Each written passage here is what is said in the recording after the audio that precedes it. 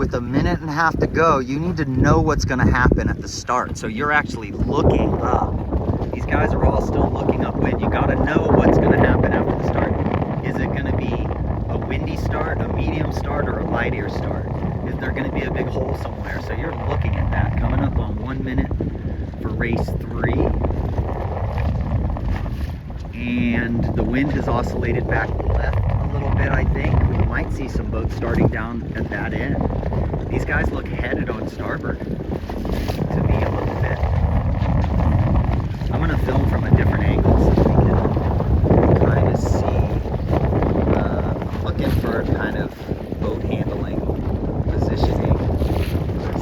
See that? Those guys right there? They have a 2-2, I think, or something, or a 2-1. So boat 2 there is already still looking upwind, making a plan. They think the wind is 10 to 11 knots, and so they're set up. The vang is already set. The only time you don't want the vang tight now is pretty darn snug now is if it was windy, because you can get stuck in irons. You want to have the vang set in medium air for your upwind setting. You don't want to be adjusting that after the start. Okay? They're lining up along the line here. We might get a general recall this time. Because what happens is the coaches get in their ear and say you got to start better, and so everybody pushes it harder. There's Carly 298. She should be squeezing towards Julia. Julia should not be doing that. Julia should have backed down. There's the gap where Julia should have been. She should have just backed down. 9, 8, It's gonna happen. 6, 5, 4, 3, 2, 1, go!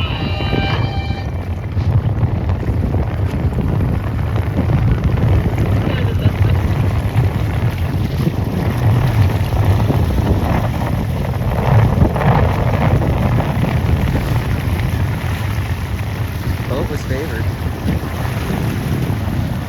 I mean, it's probably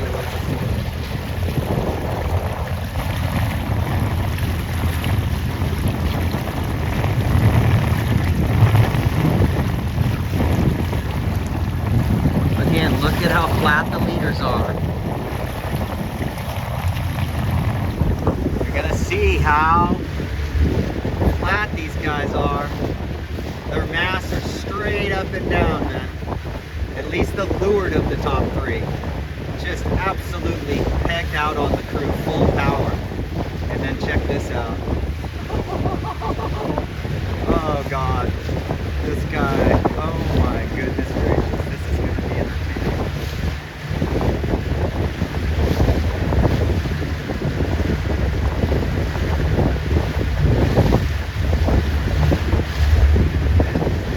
They just ducked him. It looked like Anton did 2 tacks. I don't know, I'm not sure who's who over there. That might be Kevin and Mollenberg left that did 2 tacks. Oh, look at that. Going through the bad air. Well, that was entertaining. Look at this shot. I tell you, man, it's a race to the left today, everybody. It's just a race to the left. We expected it to go a little further. It's supposed to march around to the right a little more than this. But it's early. I don't even think it's 1:30 yet, actually, now that I think about it. This used to be a 3-day regatta. We cut it back to 2. Or they did. Carly in about 1, 2, 3, 4, 5. And you're going to see they like to heel just a tiny bit more. They like to heel just a tiny bit more. Just keep practicing, go. Oh, this is good wind. This is solid 11 knots coming here.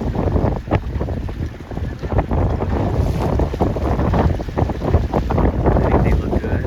Their jib might be luffing at the top first, which is probably okay. I think their jib looks outstanding. It should luff at the top first a fraction most of the time until you really need power maybe, but They could pull the jib in a tiny bit, but don't let the main out quite too much. Yeah, that's max main GDs, 4 or 5 inches max. If you're pulling it that hard, you should just snug your bank. Make the bottom of the main flat, or it'll balance the helm. And it'll make the boat not have to ease the main so much. Every inch you ease the main sheet, you're losing 4.5 something inches on the 3.5, 4.5 inches of the leech, depending on your vang setting. Could be more. Even with the vang snug, you're losing a lot of leech tension when you let it out. Okay, so you got first, second, third. That's Kevin and Holland coming in from the hard left. They had the hardest time getting around that turbo. And they're coming in hard left, and they are third, I think. Okay. Race 3, Saturday. I think we're pretty much in heat mode. Maybe the wind dropped to 9 knots here. Kevin and Holland try to jive on Anton and Ian.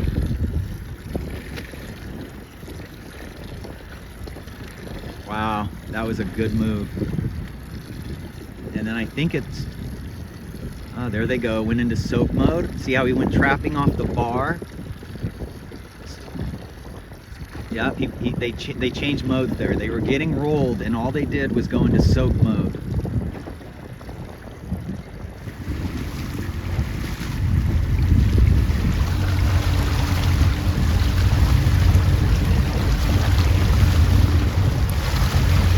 Killer jive. Just a killer jive.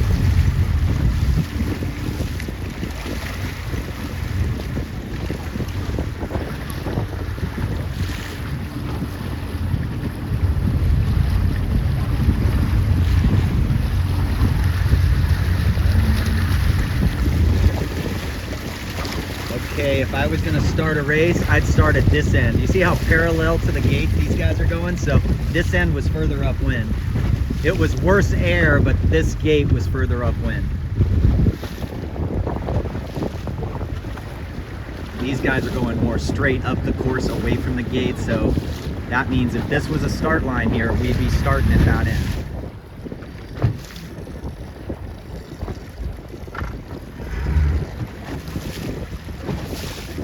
Olympia and Maribel coming in here. I gotta remember to tell them to rip their spinnaker in a little bit more. This is a lot of wind for a 210-pound team.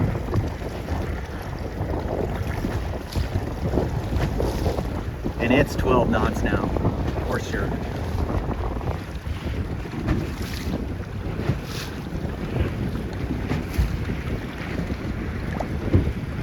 That's all right. They turn into a monster at 12 knots for new teams. Nice. Nice. Nice.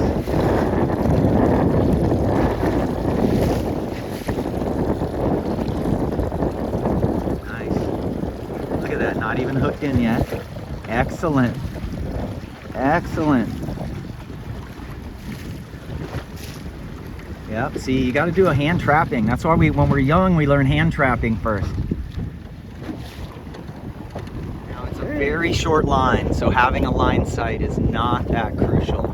You could probably pick out something on the shore over there. I'm setting up a couple boat lengths below the line, and if I look just to the left of me is kind of a clump of trees right along the shore. And so I can use those as a little bit of a line sight. Line sights help especially after general recalls. When the U and black flag are up, they help immensely because everybody hangs back. But you need a line sight so you can tell if they've changed the line. They have not changed it at all since before race 2. Now I'm going to do a compass bearing here. The compass bearing down the line is 135. Okay, 135. Oh wait, no, I was too high. I got to go down a little. 130. 130 plus 90 is 220. And head to wind, they say, is 220. So I'm going to do a head to wind check here. And 220 is is right there. Is that head to wind? I kind of think it is. It's close. I think the wind's at 215. So we have a 5 degree to the pin right now, maybe a little less than 5. Okay, so that's how you do the compass method. Run down the line on starboard, get the parallel to the line compass number, add 90 to that, and then add 90 to that, and then compare your head to wind to that number. Wish I'd have got that on tape. The buoys in yellow just getting a first here. They called starboard on the other boat, jibed, and now they're headed for the committee boat end, which is likely the end you want to finish at.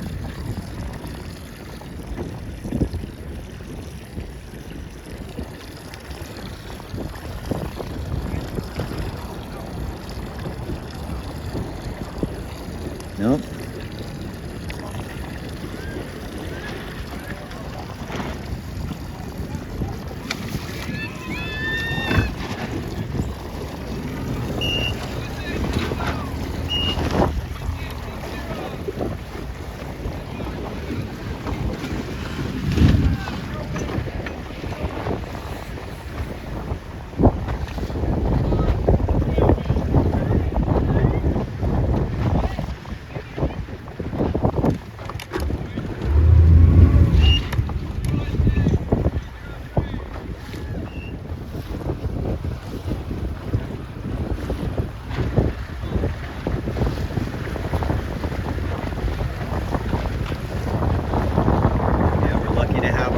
HPYS coaches, Antoine there, Giselle, we got Campbell, Deliskew, Sterling, Hankin, all these national champions, Jack Jocelyn.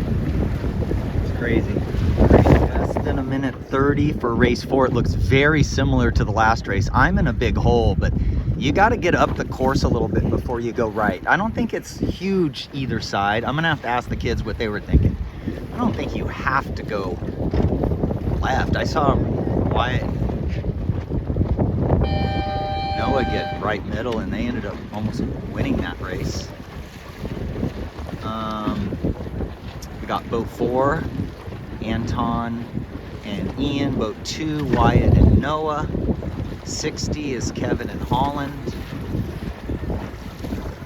298 is Carly. Carly and Kate had seaweed, like not a little bit either. They had a lot. They looked dumbfounded after that race. And sure enough, they had a big chunk of kelp. There's the Borellis. They got fouled in the last race, unfortunately. And I don't mind her starting this way in her first regatta, kind of second row. Just... Uh-oh.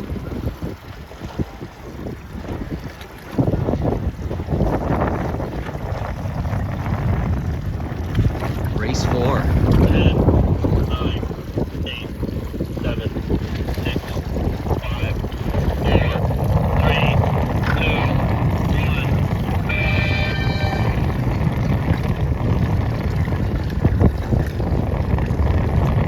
1. Sorry, trying to drive the coach boat at the same time.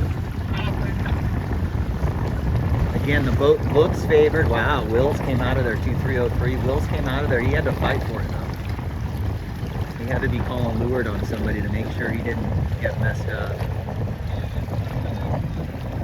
Okay, race 4, beautiful start. See if the girls got off there. Yeah, second row, but they're okay. We've been gradually going with the smaller teams, more vang. The problem is that the leeches are too open, and you flatten the bottom of the main with the vang, and it closes the leech, or at least stiffens the leech a little so you have side force. As soon as you ease the main sheet 4 inches, the leech at the top goes out 16. And so the boat loses side force, so then you heel to windward, then you pull the main in, you heel to leeward. So it's a stability thing. The vang has to be snug, tight. If the bottom of the main looks too flat for the bigger teams, they just ease the outboard. Beautiful. Big lead. That's just a huge lead for a 4-minute, 5-minute beat. I mean, that's just incredible. Now on the jibe, you're gonna see the pause. Pause straight, and then up a little, yeah? As the boom goes across, you're slowing the turn down for a second, and then you're heading up. It's just a little pause in the middle. And the boom is quite tight. Yeah, his boom is, it's a little windier now. And so his boom is like 8 inches from his upwind trim. So here we go, big breeze jibe here. It's like a committed turn. The tiller extension goes to leeward right away. Yeah, tiller extension to leeward, pause, pause, pause, head up. And that just slows the boat down from spinning. Little hesitation. Here's Wills and Ronan. Their jibe.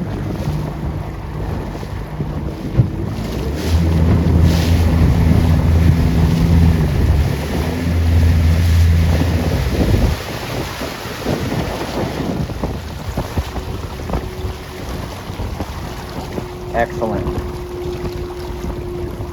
Excellent jibe. I wish I would have been a little more under control for that one.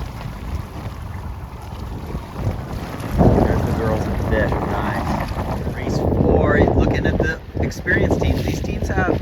I want you to look at these teams and then look at yourself or look at the back teams and tell me they look that much different, because they don't. This guy right here, Skipper, got 8th place at the Open Worlds at age 13 and a half. It's not youth worlds. And then the crew is a medalist at the youth worlds as a skipper. So these guys are good. But if you look at a newer, less experienced team, you will you'll not see that you look that much different. But you're going to see more heel, and you're going to see less crew like laid out, pulling the main hard, 2 blocking. Yeah.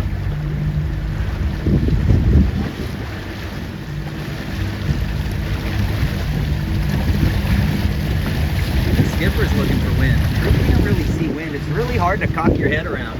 Really good crews get eyes in the back of their head at some point, but it's hard to swivel your head around and be able to look up here. They're coming into more wind up there. Right here it's light. So the skipper's got to be good at steering and looking forward. Here we go. 298 is now in 1, 2, 3. Yeah, still 5th.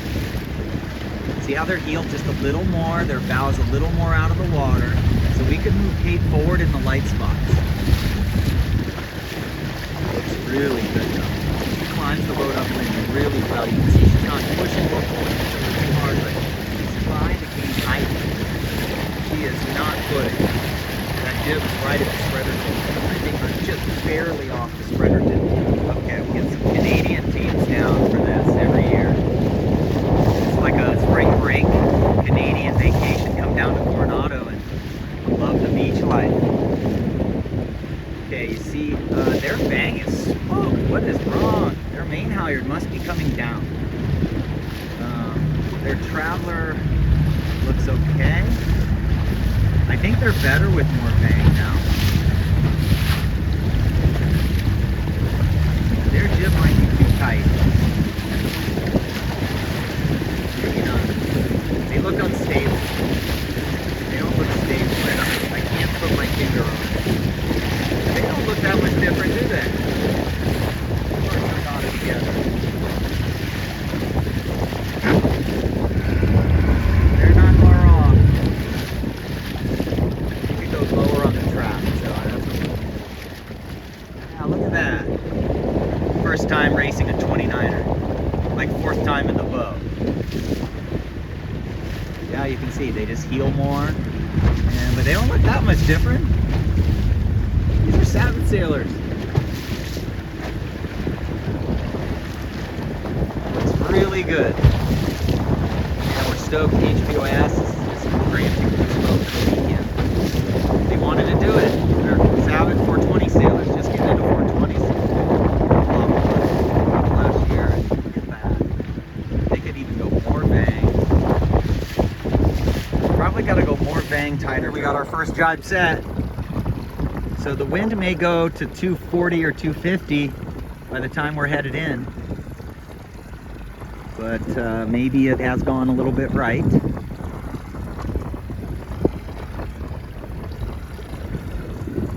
Coming into the finish of race 4. Amazing.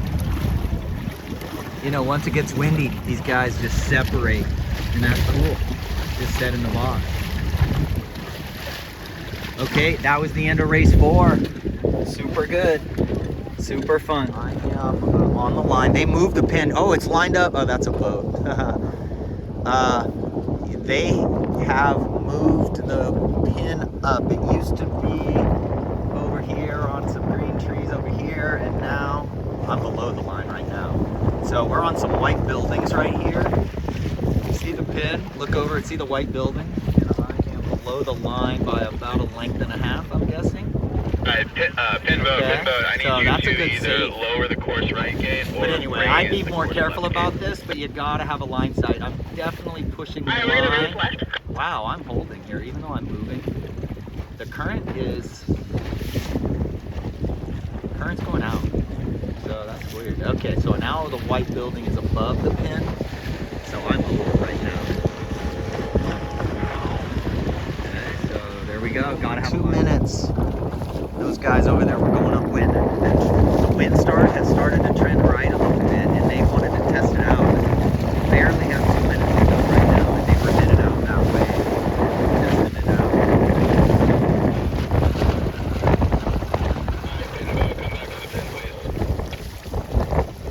Okay, there we go. See, they're over there testing the wind, head to wind check.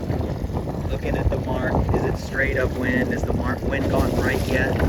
So I think the wind direction is the same as it was when they finished the race.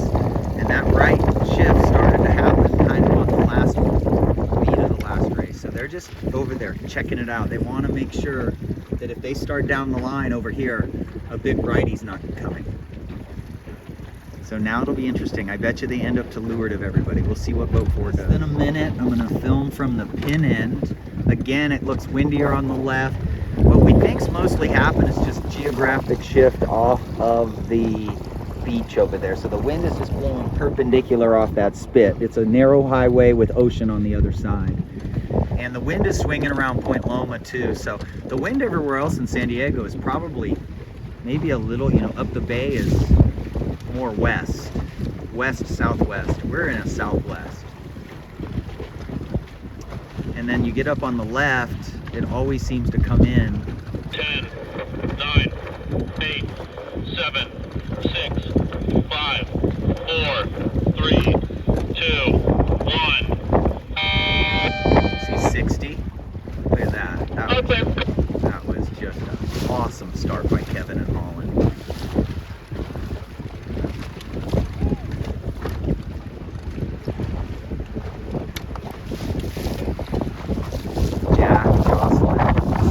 He took these guys for a lot in the summer and just worked them. And we're working on being light and strong.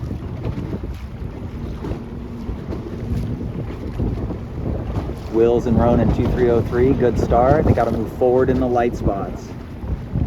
In the light spots, you got to get, whether it's 2 inches or 6 inches or 8 inches, you got to move. You got to be twinkle toes. Okay, beautiful day. So Julia here, I don't know if you remember an earlier video, you probably don't, because the videos are so freaking long. But way less twist. Look at the boat in front of them, has more twist than them now. And I'm guaranteeing you these girls right here are beating more boats this race. We had to tighten their traveler, and that's good. See, it's good to drive in forced conditions. Let the top batten twist off in the big puffs. And then as soon as you need power, step forward an inch or 2 and pull the main. It's easier said than done on the twinkle toes. Because all of a sudden you're not remembering to look out of the boat. But as you get good at that, you are moving. Oh, look at these girls. This is great. I can't see their twist. Their main's twisted a little too much, so obviously Olympia could hike, but who cares? They are in this race. Beautiful.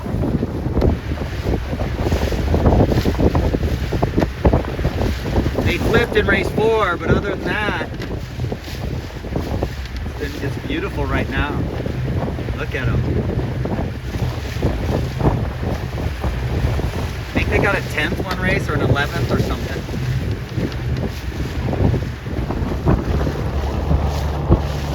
Kevin and Holland coming in here in about 5th. The Borellis. Capsized last race, and now look at him. My God, look at how good they look. They're getting around top 10. That was quite possibly the windiest part of the day we saw on the left there too. Look at that. They're in the same hemisphere as the teams that are in the top 2 and 3 every race. Oh my God, this is just awesome.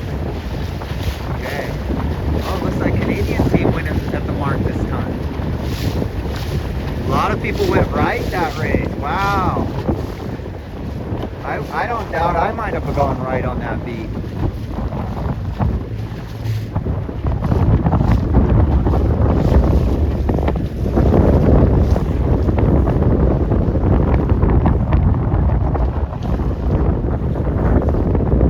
Last race.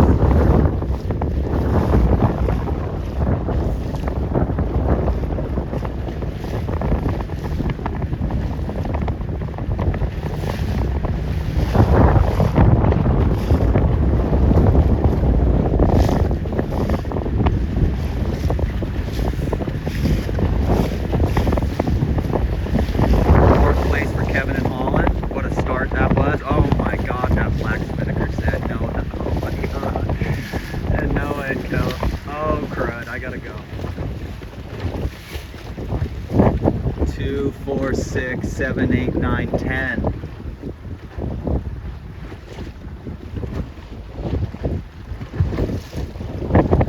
Maribel hanging on. Yeah. Kaya and Julia. Nice, look at that. Holy smoke. Kaya's strong. She trims the kite. Look how loose it is. Trims the kite so good. As it pops sweat. Look at that. A lot of kids over trim looking for power. You got to have the sail right on the edge of luffing to go the fastest. So if it's over trim, it's dramatically slow. Okay, this is fun. Last race. I'm going to call this the last video unless something special happens. But I want you to watch how flat they are. Weight makes a difference, okay? So if you're a new, younger team that's smaller, you know, weight makes a difference. This is Wills and Ronan, Anton and Ian. Oh, no, it's Kevin and Holland. Oh. This is Noah and Wyatt. See how, so what you gotta do is you gotta get out and practice this mode. See how flat they stay. You see the mane doesn't go out very much. See how small his hand movements are. See, if you watch the main sheet, it's like 2 blocks, and then not quite 2 blocks. It's not changing more than 2 or 3 inches right there. He is maybe 4 inches. These guys are going to be a little less. That's 2 blocked, almost 2 blocked. You see how little the mane goes out? As soon as you let the mane out too much, the leech spills, you lose side force, and the boat heads up. They're not overpowered right now, but you got to get out and practice sailing over flat. The knuckles just in the water, barely in the water on these guys. A lighter team probably has the knuckle in the bow out of the water. Okay, so again, I know I'm kind of babbling. Go out, practice the low mode hard. Alright, this will be the last video. These girls are about 7th right now. 4th, 5th, 6th is at the mark now, 7th, they're in about 8th.